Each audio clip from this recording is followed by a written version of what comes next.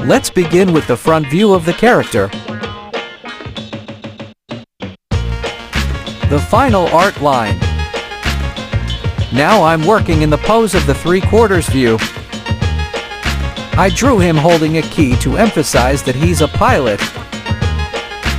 Now let's work in the profile view, from sketch to the final art line.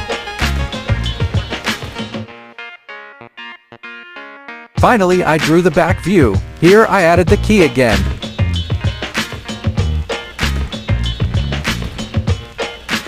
Now I'm choosing the color palette from these 3 options.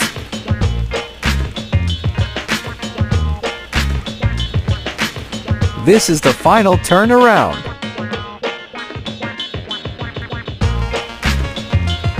This is the final result. Let me know what you think in the comments, and we'll see you soon.